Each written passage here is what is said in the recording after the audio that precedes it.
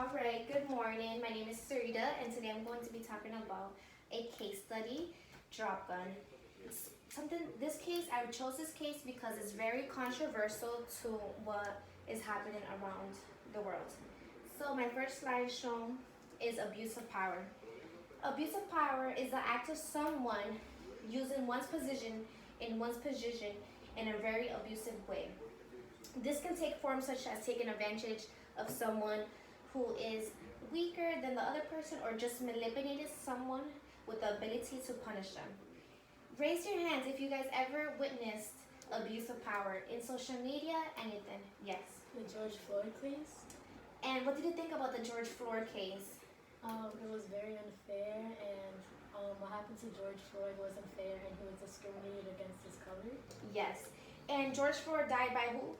A police officer? A police officer, yes. So this case study I'm going to be talking about is about a police officer shooting somebody and using abuse of power. So my case summary, you guys can see right here too, is I'm going to be talking to you guys about it, and I want you guys to be in that position. So, you and your partner are responding to a robbery call in progress to a 7-Eleven store, and I just want you guys to imagine that. As you guys pull into the 7-Eleven store, you guys see two black males running out the store. So your partner, one of them goes to the left, one of them goes to the right. So your partner, he tells you to go to the left side, and I'll go to the right. So while I'm going to the right side, I spot the subject behind the bush. And I'm like, get out the bush before I start shooting. The subject comes out of the car, and I detain him. I take him to my car, and while I'm detaining him, I search him, and I find out that he has a toy pistol. So I'm like, this is what you used to rob the store, a toy pistol? He said, yes, this is what I used. This is all we could have afforded. So while I detain him, I put him in the vehicle. I'm like, where is my partner? I go into the store to see if the convenient guy is safe. He says nothing's hurt, he wasn't hurt. So while I ask the convenient guy store, the owner, if he's okay, I hear 3 gunshots from the other side. Me concerned as a police officer and concerned for my partner, I start running to the other right side and I see if my partner is okay. While I'm over there, I see my partner, Wally, standing over the second body's youth. And I'm like, what happened? What happened, Wally? What happened?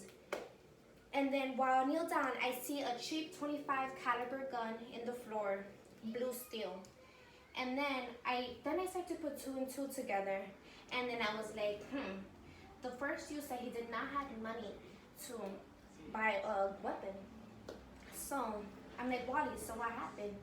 He's like, oh, don't worry.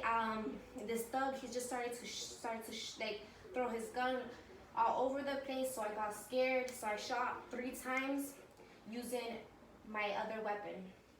So then he explains that, and then I told him, I'm like, this 25 caliber gun looks like a gun that we got before in another crime scene. Then my partner, he starts looking very anxious, and he says, yes, you're right. Well, you're right, partner. But I don't want to be civilly charged for killing this thug. In my eyes, I'm like, why would my partner have an extra gun on him and plant it on this innocent boy? So he's telling me, come on, level up with me. We gotta do it. So while he is telling me that, now the 3 questions the case summary asks me is, what would I do? What am I going to do in this situation? So what am I going to do in this situation is I'm going to tell my supervisor. I'm going to tell my boss. I'm going to tell the situation, and I'm going to tell him what happened. Because what my partner did was not ethical at all. He should have not used a drop gun on somebody, because now he's going to get more in trouble. And then if I don't tell my manager or my supervisor, I'll get in trouble too, and I could be charged with manslaughter. The second question is if your partner did not use a drop gun, what would be the shooting review board, the news to the media, and the community? So if my did not use a drop gun, the news would be, people would be hating on him. People would be like, police shootings. The community wouldn't like it. But I think it's just the right way. So if nothing was said about the drop gun, what would have happened? So if nothing was said about the drop gun, I think my partner and we would be criminally charged for killing an innocent person, because at the end of the day, the truth will come true. So, I had to interview 3 police officers, and I decided to interview police officers from the Lawrence Police Department. I decided to interview Officer Sanchez, who's been a police officer for about 2 years, and then I decided to interview Officer Claiborne, who's been a police officer for 5 years, and I decided to interview Officer Gary, who's been a police officer for 20 years. So I decided to interview them because I really wanted someone who's been there from the beginning, and then someone who's been there from the middle to the end. So I explained to them my case summary, and I explained what would they do in this situation. So first, I asked Officer Sanchez, what would you do in this situation? She obviously said the same thing. She said she would tell her supervisor, her boss, about the situation, because she said she has a lot to lose, and she did not work so hard to be a police just to get it away from it. She also said that even though that there is a brotherhood in being a police officer, that she would have to do what the right thing is to do. So I asked Officer Sanchez the second question. I'm like, if your partner did not use a drop gun, what would be the shooting review board and the news to the media and the community? Officer Sanchez told me the same thing. If the drop gun was not used, the media and the community would be so angry, because a lot of people in America right now do not appreciate police shootings. She says that there are different tactics to handle situations, as using a taser, as using fighting tactics, anything, but to shoot somebody is something else, she said. And then I asked her the third question. If nothing was said about the drop gun, what would have happened? She said if nothing was said about the drop gun, eventually the truth will come out. The truth will come out, and either way, to be living like that, killing somebody innocently is not a good thing, she said. So, the next officer I decided to interview and ask the same questions was Officer Claiborne, who's been in the force for 5 years. I asked Officer Claiborne, if your partner did not use a drop gun, what would be the review board from the shooting board, and how would the community and the media be affected by this? He said if the drop gun was not used, he said the media right now, he says that obviously a lot of people do not like the police. He said the media would be angry, especially being in a community of Hispanics and blacks in Lawrence, so it's really a diverse community, and the police officers reflect the community, I could say for sure. And I asked him, what would he do in this situation? Officer Claiborne said he would obviously do the same. He would tell his supervisor, his manager, about the situation that happened, because what the partner did was not wrong, and he does not want to lose his job just because of something so, dumb. Then I decided to interview Officer Gary, who's been a police officer for 20 years. I asked Officer Gary, what would you do in this situation? He said since he's been in the force for 20 years, he will obviously tell his partner, what did you do? Like, why did you do that? And he will always obviously tell his supervisor and his lieutenant about the situation. Because he said what his partner did was wrong and unethical. So I asked Officer Gary, the second question, if your partner did not use the drop gun, what would be the shooting review board, and what would the community think? He said if the partner did not use a drop gun, the community would still be angry because of the times we are living in right now. Many police shootings are happening, so he said that people would be angry and stuff like that. And the third question I asked, I'm like, if nothing was said about the drop gun, what would happen? He also said the same things as the other police officer. He said that the drop gun was not mentioned, it would still come out to the truth, because at the end of the day, what the partner did was wrong. And even though there is a brotherhood into being a police officer, you always have to do the right thing, because you're protecting the community, and you don't ever want to be unethical. So I have two articles that relate to my case study, and that really brought my attention because they are they're very sad and stuff like that. So the first one I'm going to be talking about is the Amber Geyer case. She's a former police officer, and she killed Buhem Jean, 26 years old, in his apartment last year. Amber Geyer is in jail for 10 years, and she'll be eligible for parole in 5 years. This case really got me so angry because Amber Geyer went into somebody's house thinking it was her house and shot Buhem Jean innocently in his house. And she's only getting 10 years in jail, and I think that's not okay. I think someone, especially a police officer, how are you gonna go to confuse your house to somebody else? Now Buhem Jean, 26 years old, will not be able to see another day because Amber Geyer took his life. Amber Geyer, after she got sentenced for her 10 years in jail, she decided to appeal her murder conviction case, and that really angered me because how are you already trying to appeal your case after you haven't even been in jail for like 2 months? So that really got me angry because she's trying to appeal her case, making her sentence go lighter. That's the whole purpose, and I think that's not fair. So the second article I'm going to be talking about is the Austin former police officer right here. Austin former police officer shot Anthony Hill in his apartment last year. This one really got me so angry because Austin, the former police officer, will be in he'll be in jail for 12 years. He would never be able to work in law enforcement, and he would never be able to have a weapon in his life. So the situation with this was Austin, the former police officer, got called to an apartment complex of Anthony Hill because a neighbor was complaining that Anthony Hill was naked outside. He was naked outside, but he was a former veteran. He was naked outside. So as he pulled into the apartment complex, he seen Anthony Hill naked.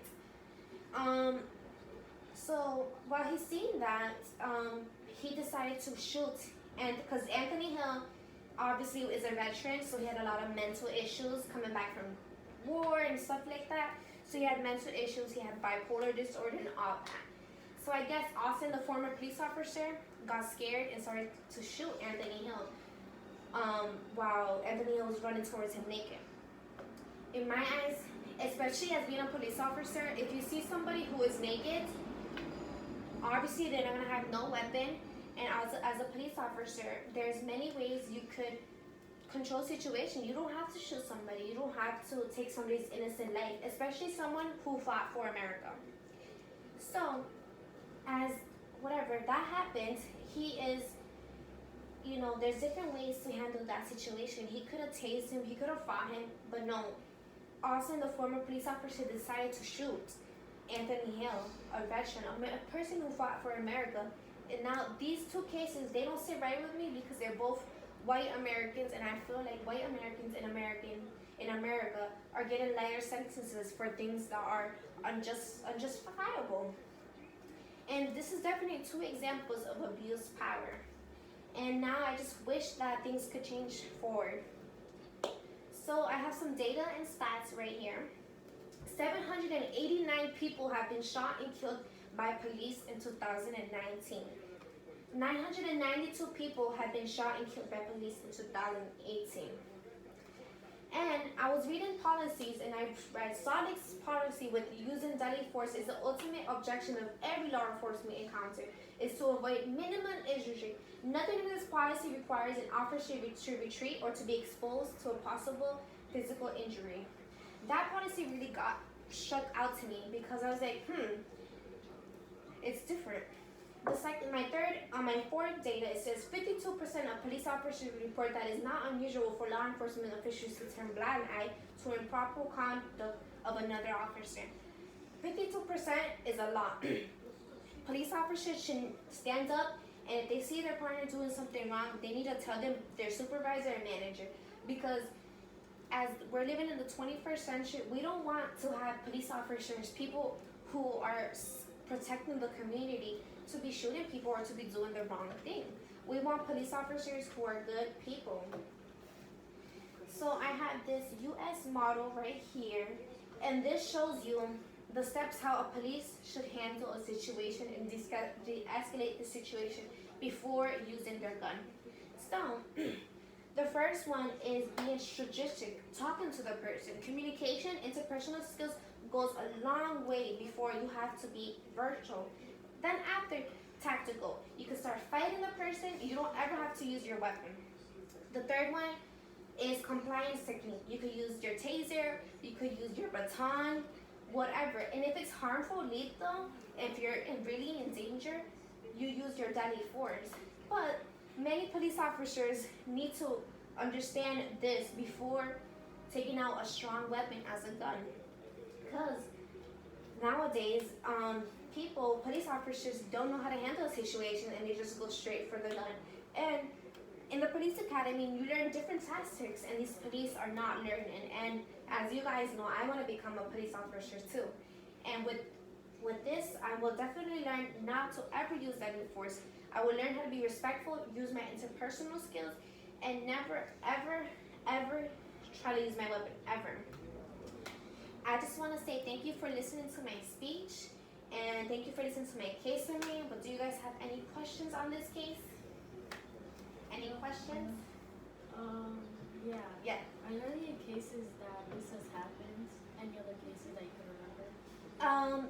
To be honest, this case, the drop gun case, I've never heard ever in my life that has happened. But I know that back in the day, a lot of police officers used to do this. Maybe in the 50s, the 80s, they would do this so they wouldn't get in trouble. So that's what happens. Do you have another question, you guys? En español lo puedo decir. Dígalo, mami. Ok, el jefe tiene más experiencia, el que tiene más años, le puede pedir consejo al que está más nuevo, al viejo, ¿no? So what my mom asked she said, being a police who's older, should you give influence to the people who are younger than you? And I think yes, for sure. Definitely police officer like Officer Gary, who's been in the force for 20 years. He definitely knows how to give influence and, help people people who've been in the force for 2 years or 5 years, and he helps them like that. So that's what happened. And sometimes in this world, things are crazy, and hopefully this gun violence ends soon and police, abuse of power ends. Any more questions? Yes. How do you think we could put an end to this? How can we put an end to this gun abuse? That's a great question. So the things we could do is making police go to training. Police need more training. Police need to go to physical training. They need to learn different tactics before using a weapon or gun. I feel like police need to do really great in police academy. They need to teach police officers how to use interpersonal skills, because communication, just talking, goes a long way. I feel like you don't have to ever use your weapon because that's deadly and violent. Another thing that could help abuse of power and police shootings go away is by teaching police officers who are already in the force, people who have been there for 40 to 50 years, they just need to change the ways of thinking, go to training, and find out different situations and scenarios on how to control a situation like that, because I don't think no police officer or anybody who has power like that should be able to take someone's life. Well, that's all I have to say. Thank you guys for listening to my case summary. It was a pleasure.